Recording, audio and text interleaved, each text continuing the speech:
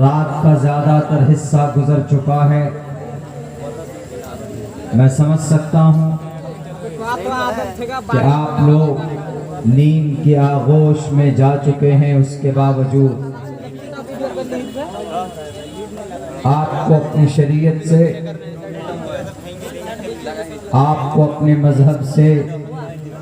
آپ کو اپنے دھرم سے آج بھی اتنی محبت ہے۔ یہ اتنا بڑا مجمع، یہ اس بات کی واضح دلیل ہے کہ چاہے رات ہو چاہے دن ہو، 24 گھنٹے میں جب بھی شریعت کی، قرآن و سنت کی، احادیث رسول کی جب بھی بات آئے، ہم تمام مسلمان اتحاد و اتفاق کے ساتھ اس بات کا ثبوت پیش کرتے ہیں کہ ہمیں اپنے قرآن سے، ہمیں اپنی شریعت سے، اللہ کے پیغمبروں سے، حضرات رسول سے اتنے عرصے اور زمانے گزرنے کے بعد بھی آج بھی ہم اپنے دلوں میں دل سے محبت کرتے ہیں۔ میرے بھائیوں، یہ ہونا بھی چاہیے۔ آدمی زندگی گزارنے کے لیے دنیا سے محبت کرتا ہے، آدمی اپنی دولت اور جائیداد سے محبت کرتا ہے، مگر ان سے محبت، ان سے الفت، ان سے لگاؤ اور انسیت کامیابی کی دلیل نہیں، مگر آپ اپنی شریعت سے، اپنے قرآن سے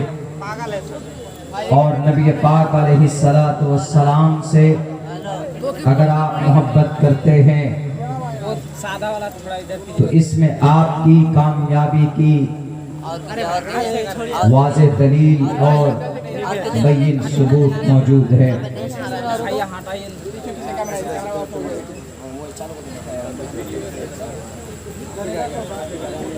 1450 سال گزرنے کے بعد بھی آج بھی ایسے افراد موجود ہیں، چاہے دقت ہو، پریشانی ہو، آندھی و طوفان ہو، اللہ نے ان کو جس کے لیے پیدا کیا وہ اپنے اس مقصد سے 1 انچ پیچھے نہیں ہٹتے، وہ مکمل کرتے ہیں۔ اللہ کی پیدا کرنے کا جو مقصد ہے وہ اس کو پورا ضرور کرتے۔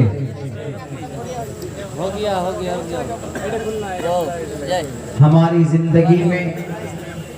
شریعت کے مطابق، اللہ کے فرمان کے مطابق زندگی گزارنا اٹس our great responsibility، یہ ہماری ایک بہت بڑی ذمہ داری۔ اللہ تبارک و تعالیٰ نے آپ کو ایک مقصد دے کر اس دنیا میں بھیجا۔ اللہ تبارک و تعالیٰ کا ایک مقصد آپ کو پیدا کرنے کا ہے کہ اللہ تبارک و تعالیٰ نے آپ کو پانی کے قطرے سے پیدا کیا۔ کیوں پیدا کیا؟ اگر آپ نے اس مقصد کو سمجھ لیا اور اس کو مکمل کرنے میں آپ نے اپنی زندگی میں محنت اور جستجو کی، آپ یقیناً دنیا میں بھی کامیاب ہوں گے اور آخرت میں بھی کامیاب ہوں گے۔ وہ الگ بات ہے کہ شریعت پر، دین پر زندگی گزارنے میں تھوڑی بہت دنیاوی اعتبار سے دقت اور پریشانیاں آئیں گی، مگر اگر آپ نے ڈٹ کر ان کا مقابلہ کیا تو یقیناً آپ غازی ہیں۔ آپ اللہ کے نظر میں آپ کا مقام اور مرتبہ بہت بلند ہے۔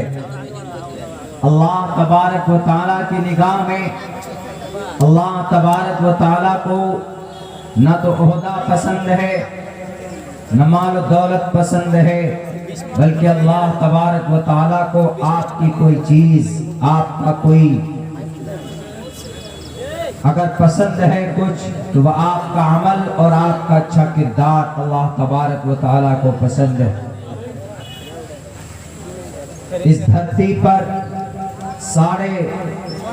10.5 ارب انسانوں میں صرف 2 ارب انسان، 1 ارب 98 کروڑ انسان ایسے ہیں جس کو اللہ تبارک و تعالیٰ پسند کرتا ہے، ورنہ باقی اور 8 کروڑ انسان اس دھرتی پر وہ ایسے ہیں کہ اللہ ان کے نہ تو عقیدے کو پسند کرتا ہے، نہ تو اللہ تبارک و تعالیٰ ان کے اقوال کو، نہ افعال کو، نہ ان کے احوال کو اور نہ ان کے قواعد سے اتفاق رکھتا ہے، بلکہ صرف ان 2 ارب انسانوں کی قدر اور قیمت اللہ تبارک و تعالیٰ کے نزدیک وہ کون ہیں؟ وہ کلمہ پڑھنے والے لوگ، وہ لوگ ہیں جو اللہ کی شریعت کو مانتے ہیں، وہ لوگ ہیں جو اپنی زندگی کے اندر محمد الرسول اللہ کے طریقے کو دخل دیتے ہیں، محمد الرسول اللہ کے طریقے کے مطابق زندگی گزارتے۔ آج اگر دنیا کا کوئی مسلمان کہیں پر ذلیل اور رسوا ہوتا تو اس کا ذمہ دار اس وقت کا طاقتور بادشاہ یا اس وقت کا کوئی سیاسی لیڈر نہیں ہے، بلکہ اگر آج ہم رسوا اور پریشان ہوتے ہیں، ذلت اور مسکنت ہمارے ماتھے پر اگر تھوپ دی جاتی ہے تو اس کا ذمہ دار ہم خود ہیں۔ ہمارے برے اعمال،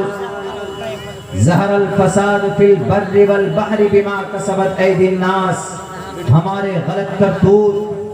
ہمیں پریشانیوں کے اندر مبتلا کرتے ہیں، ہمارے عقیدے ہمیں پریشانیوں میں مبتلا کرتے ہیں، ہمارا کنسپٹ about God، about اللہ سبحانہ و تعالی، اللہ کے تعلق، اللہ تبارک و تعالیٰ کے لیے ہمارے جو عقائد ہیں، ہمارا جو کنسپٹ ہے، ہمارا جو فیت اور بیلیفنیس ہے، اس کی کمی ہم کو ہمارے سامنے پریشانی لا کر کھڑا کرتی۔ ورنہ میرے بھائیو، اسی ایک اللہ کو ماننے والے معدود چند افراد تھے جنہیں انگلیوں میں ہم اور آپ گن سکتے ہیں، شمار کر سکتے۔ بڑی بڑی طاقت کا سامنا انہوں نے کیا، بڑے بڑے سپر پاور طاقتوں کی بنیادیں انہوں نے ہلا دی ہے۔ وہ ایسے تھے آگ کے سمندر میں کود جایا کرتے تھے، ظلم و ستم کے ان پہاڑوں کو ریزہ ریزہ کر دیا کرتے تھے۔ وہ لوگ تھے، وہ اللہ کو ایک ماننے والے تھے، اللہ کے فرمان کو اپنی جان سے زیادہ اور اپنی مان سے زیادہ ان کو ترجیح دیتے تھے۔ آج ہم مسلمانوں کی یہ اوقات دنیا کے سامنے میں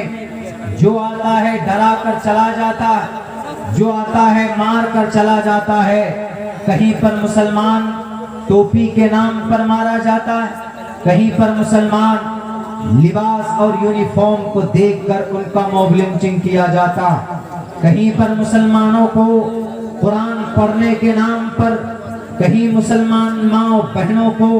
برقع پہننے کی وجہ سے ان کی عزت و آبرو نیلام کی جاتی ہے۔ کہیں پر ہم اگر محمد الرسول اللہ کے میسج کو اور ان کی سنت کو اور ان کے اطوار کو اگر ہم آگے بڑھانے کی کوشش کرتے ہیں تو ہمیں ٹارچر کیا جاتا ہے اور ہمیں پریشان کیا جاتا ہے۔ آج ہم نماز بھی پڑھتے ہیں، آج ہم زکوٰۃ بھی دیتے ہیں، آج ہم روزہ بھی رکھتے ہیں۔ In spite of these things and right now we become very weak، ہم کمزور بن چکے ہیں۔ اس کے ارتھ کو، اس کے وجہ کو ڈھونڈنا ہوگا۔ میں کہتا ہوں کہ جہاں پر ہماری اپنی شریعت سے دوری ہمارے کمزوری کے اسباب میں سے ایک بڑا سبب ہے، وہیں پر ایک سبب یہ بھی ہے کہ آج کا مسلمان گروہوں میں بٹ چکا، آج کا مسلمان چھوٹی چھوٹی ٹکڑیوں میں بٹ چکا، آج کل کا مسلمان مختلف جماعتوں میں بٹ چکا۔ ایک بات یاد رکھیے قوم کے لوگوں، آپ کو یاد کرنا ہوگا بغداد کی تاریخ اٹھائیے، بغداد کے کتب خانوں میں اتنی کتابیں لکھی گئی تھی کہ وہاں پر کتابیں رکھنے کی جگہ نہیں تھی، مگر جب وہاں کے لوگ منتشر ہو گئے تھے، وہاں کے لوگ قرآن و سنت کی بنیاد پر، اپنے مسلک اور اپنے عقیدے کی بنیاد پر اور اپنے خاندان آبا و اجداد کی بنیاد پر انہوں نے الگ الگ پلیٹ فارم بنایا تھا، تو چنگیز خان ہلاکو خان کی عورتوں کے ذریعے سے ایک دن میں 18 لاکھ مسلمانوں کو گاجر مولی کی طرح کاٹا گیا تھا، ایک بستیوں کو ایک رات میں پیٹرول ڈال کر سارے انسانوں کو، مرد عورتوں کو زندہ جلا